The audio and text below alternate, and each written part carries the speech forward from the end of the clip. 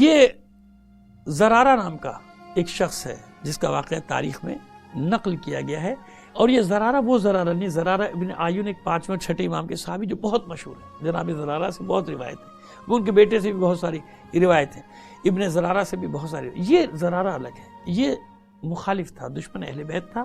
اور شیعوں کو ہمیشہ رافضی کہتا تھا، شیعوں کو ہمیشہ رافضی کہتا، اور دربار میں ملازم بھی تھا۔ تو کافور جو غلام ہے امام کا، 9 امام کا، 10ویں امام کے جو غلام ہے کافور نام کے، انہوں نے اس چیز کو باتوں کو نقل کیا۔ اور ایک اور بھی میں نام ذہن سے نکل رہا ہے، بغدادی کر کے کوئی ہے، بہت بڑا مشہور نام ہے، اس نے بھی اس واقعے کو نقل کیا ہے اپنی جو اس نے تاریخ لکھی اس میں بھی، خطیب بغدادی نہیں، ایک اور بغدادی، اس نے بھی اس واقعے کو نقل کیا زرارہ کے، کہ زرارہ دربار میں تھا تو ایک دن حکم دیا اس نے کہ یعنی اہانت کرنے کو اپنا ایک فخر سمجھتے تھے نا، کسی عزت دار کو بے عزت کرنا یہ بنو امیہ بنی عباس کے نزدیک کو بہت بڑا کام ہوتا تھا۔ تو یہ سامرا پہنچا ثانی سے، وہ جو میں نے پہلے عرض کیا تھا نا کہ 6 مہینے وہ پائے تک 6 مہینے، تو اس نے اہانت کرنے کے لیے حکم دیا، وہ ایک سلام کا دن ہوتا تھا کہ بادشاہوں کو سلام کریں گے، اس نے حکم دیا کہ فرزند رسول کو یعنی علی بن محمد کو لاؤ اور سلام کرنے کو بازار سے لے کر آؤ، پیدل لے کر آؤ، وہ میرے سامنے سے گزرے۔ تو زرارہ کہتا ہے کہ ہم نے کہا ایسا نہ کریے، لوگ برا کہ نہیں یہ میں نے طے کر لیا کہ ہوگا۔ تو اچھا اس نے کہا پھر ایسا ہے کہ اور لوگوں کو بھی بلا لیں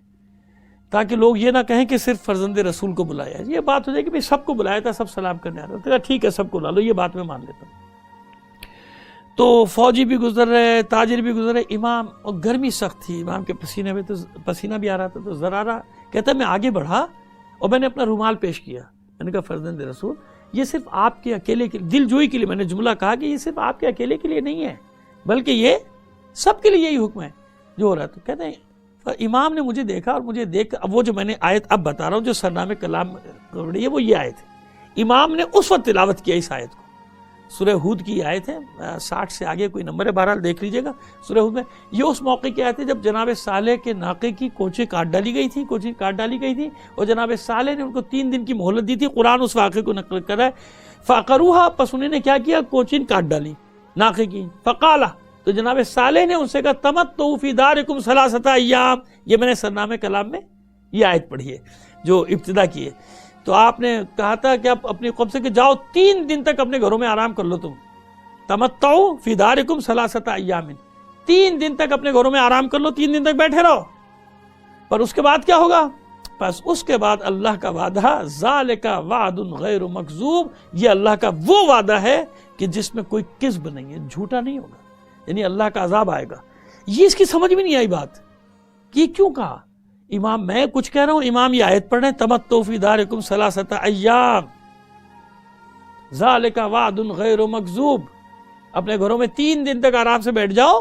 اور اس کے بعد اللہ کا وعدہ پورا ہوگا جو جھوٹا نہیں ہے، جو کبھی جھوٹا ہونے والے، یعنی عذاب آیا تھا نا، عذاب کی بشارت دی تھی جناب صالح نے،